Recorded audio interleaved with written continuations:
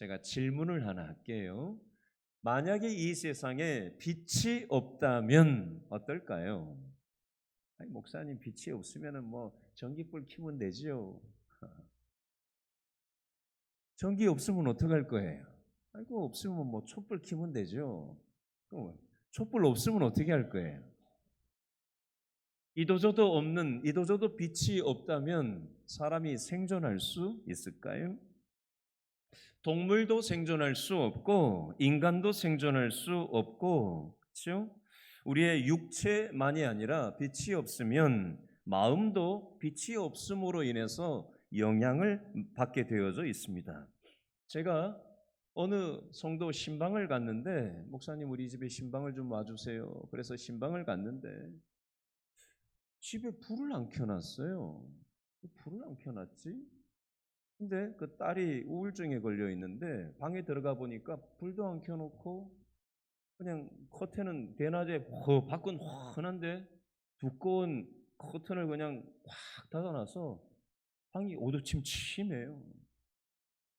참 앉아가지고 이런저런 얘기를 하는데 그 우울감에 빠져서 방에서 나오지도 않고 커튼을 쳐놓고 그러고 살아가고 있더라고요. 여러분, 이 우울증 중에 여러 가지 요인이 있겠지만 빛을 쬐주는 것도 굉장히 우울증에 도움이 된다고 합니다. 바깥 출입을 자꾸 하고 빛을 보고 사람이 살아야지 어두컴컴하게 조명을 해놓고 살면 심리적으로 그런 영향도 있다고 합니다. 여러분, 지진으로 지하에 매몰되었다가 구조된 사람들 뉴스를 본 적이 있을 겁니다. 탄광에서 갱도가 무너져서 매몰된 그리고 구조된 광부들의 증언들을 들어본 적이 한 번씩 있으셨을 거예요. 두 가지가 꼭 필요하다라고 하죠. 첫 번째는 물이 꼭 필요하고 두 번째는 빛이 꼭 필요하다라고 합니다.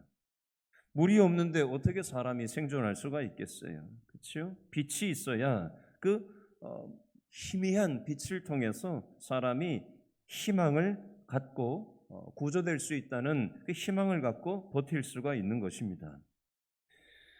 여러분, 지금까지 제가 물리적인 빛의 소중함에 대해서 설명을 드렸는데요. 오늘 말씀을 통해서 이것보다 더 중요한 빛이 있습니다. 그게 어떤 빛이냐? 저를 따라해 주시기 바랍니다. 하나님의 빛. 이 하나님의 빛이 우리에게 필요합니다. 예수님은 이 세상에 하나님의 빛을 주러 오셨어요.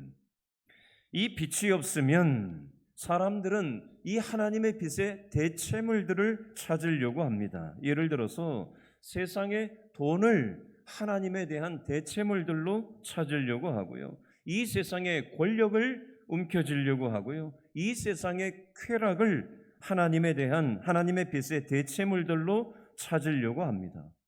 그 세상의 쾌락과 돈과 이 세상의 것들을 내가 움켜쥐면 내 인생의 만족을 얻을 수 있을 거라고 생각하고 그것을 향해서 정신없이 자신의 삶을 달려가는 경향이 있습니다. 마치 무엇과 같으냐면요, 여름에 그 조명이 이렇게 있는 곳에, 어두운 곳에 조명이 있는 곳에 가면은 뭐가 날아들어요? 불나방들이 막 빛을 보고 몰려듭니다. 막 하루살이 그냥 뭐 이런저런 날파리들, 나방들 이런 것들이 막 몰려드는 것을 봅니다. 근데 그 다음날 아침에 보면 그 불나방과 그 날파리들이 다 죽어 있는 것들을 여러분들 보셨을 거예요. 여러분, 그 불나방들만 그런 것이 아니라 어떤 면에서 하나님의 빛을 경험하지 못한 이 땅의 모든 사람들이 마치 불나방처럼 그렇게 이 세상의 것에 달려드는 그런 삶을 살아가더라는 것입니다. 오늘 말씀을 통해서 세 가지 측면으로 말씀을 정리하려고 합니다. 첫 번째는 세상인데요. 저를 따라하시죠. 이 세상은 어둠이 가득한 곳입니다. 이 세상에는 전기빛도 있고, 그렇죠? 태양빛도 있고 여러 가지 다양한 종류의 빛이 있습니다.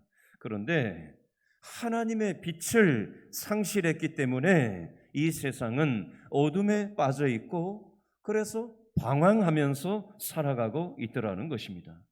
죄로 인해서 어둡고 그것으로 인해서 방황하는 삶을 세상 사람들은 살아가더라는 것입니다. 죄의 어둠, 사망의 어둠, 증오하고 저주하고 절망하고 좌절하면서 길을 잃고 방황하고 헤매이는 삶을 살더라는 것입니다.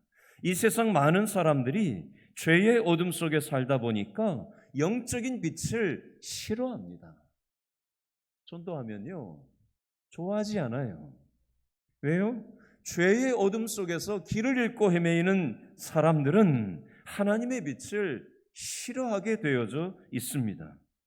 요한복음 3장 19절 말씀해 보니까 사람들이 자기 행위가 악함으로 빛보다 어둠을 더 사랑한 것이니라. 죄 때문에 빛보다, 하나님의 빛보다 이 세상 어두움을, 죄의 어두움을 더 좋아라 하고 사랑하기 때문에 전도를 하면은 좋아하지 않아요.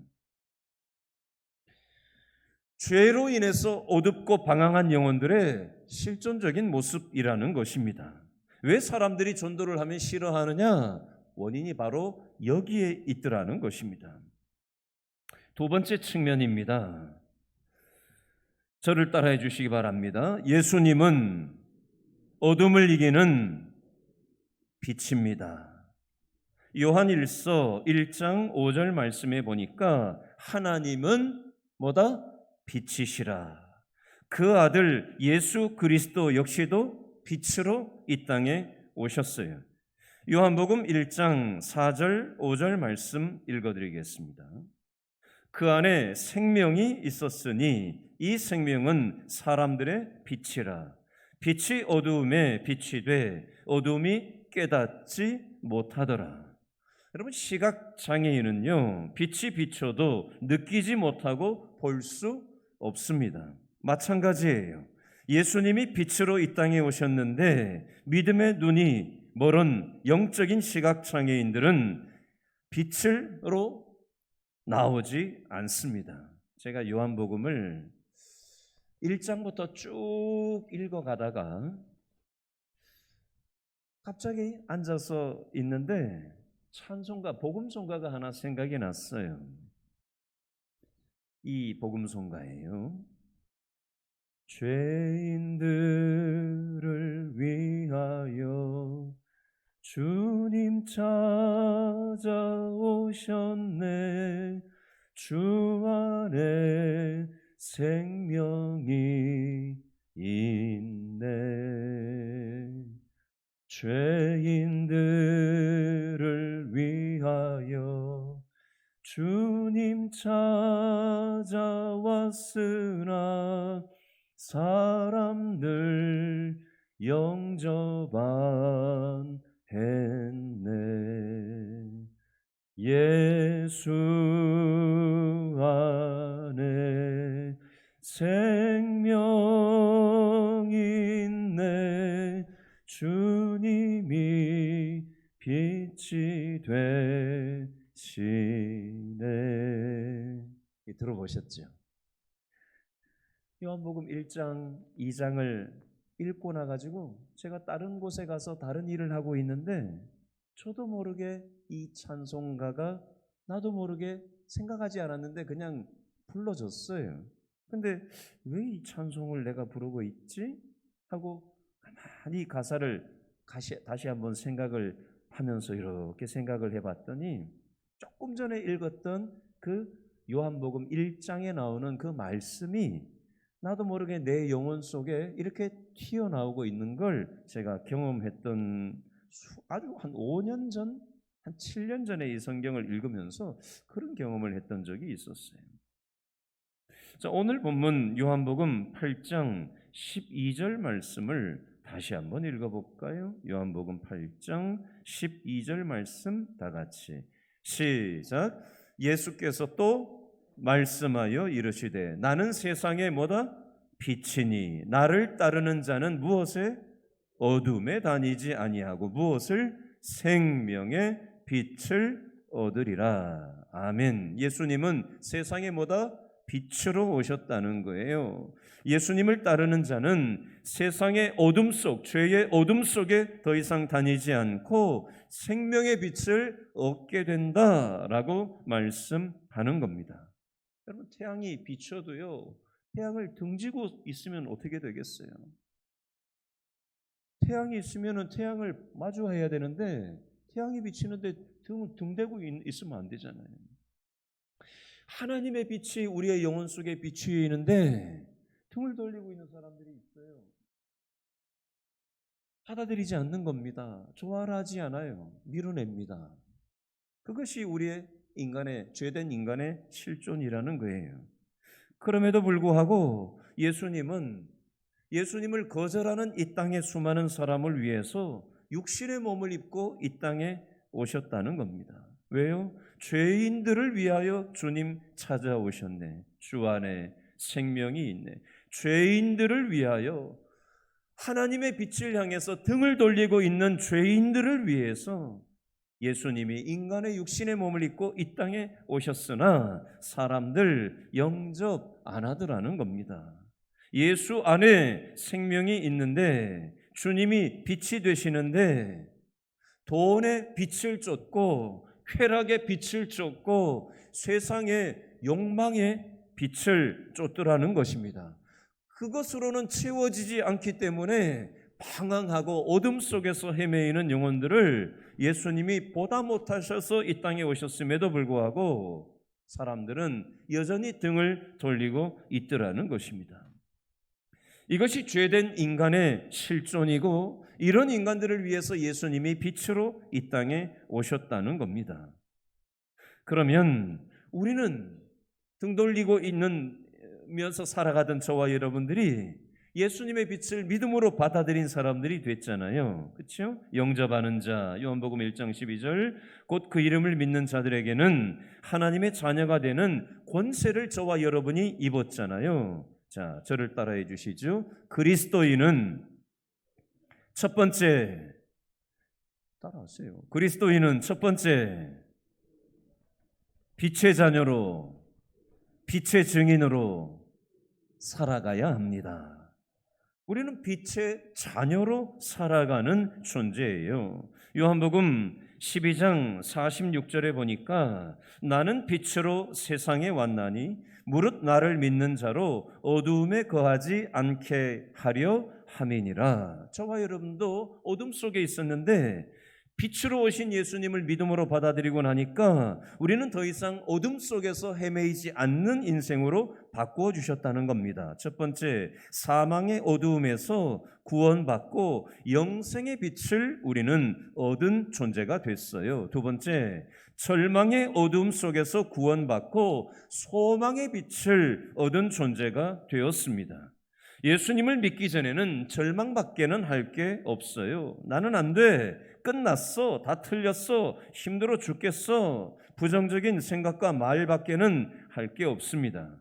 그러나 예수님의 빛을 받은 사람들은 긍정적이고 소망을 갖게 됩니다. 괜찮아. 잘 될 거야. 나는 승리할 수 있어. 왜요? 하나님이 나와 함께 하시기 때문입니다. 예수님의 빛이 우리의 영혼에 비칠 때 절망은 도망가게 되어져 있습니다. 태양을 바라보면 마음이 환해지는 것처럼 하나님의 빛이 우리의 영혼 속에 임하면 낙심과 절망이 물러가게 되어져 있더라는 것입니다. 여러분, 목사님들 중에서도요, 힘든 일이 왜 없겠어요? 지난 월요일 날 어떤 목사님을 제가 만날 일이 있었어요. 굉장히 지금 힘든 일을 겪고 있는 목사님이에요. 근처에 있어요. 그래서 제가 그랬어요. 목사님 힘내세요. 잘 될 거예요. 그렇게 얘기해 줬습니다. 여러분, 저와 여러분의 삶 가운데 절망이 있고 어려운 일이 있을 때가 있습니다. 그러나 우리의 영혼에 하나님의 빛이 임하면 우리의 영혼은 잘 회복될 줄로 믿으실 수 있기를 바랍니다.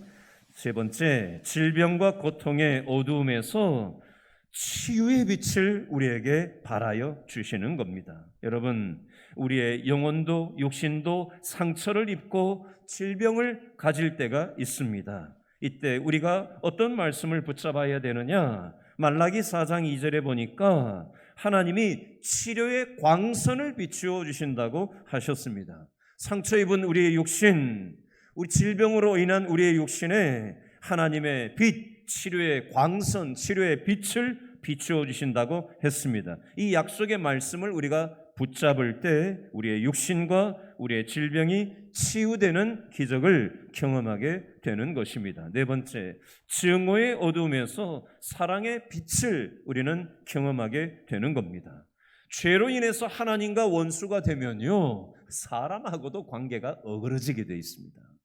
하나님하고 회복이 돼야 사람하고도 회복이 되는 겁니다.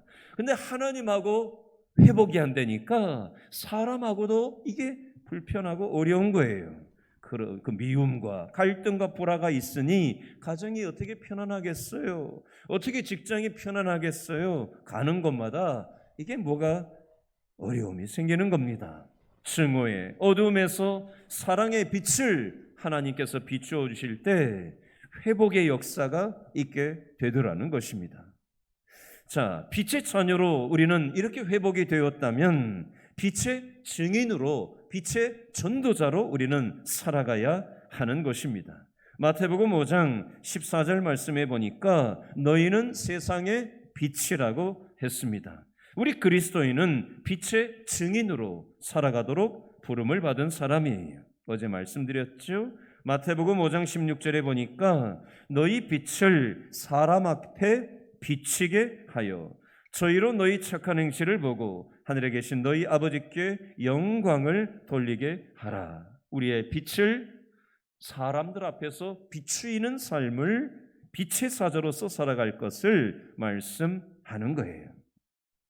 전도가 어려운 시대가 됐습니다. 교회라고 하면은 무조건 반대하는 사람들이 있습니다. 빛을 싫어하는 죄의 본성이기도 하지만 교회가 교회답지 못했고 성도가 성도답지 못했고 목사가 목사답지 못했고 내가 우리 가족들에게 믿는 사람답지 못했고 내가 직장 동료들에게 본이 되지 못했기 때문이기도 합니다.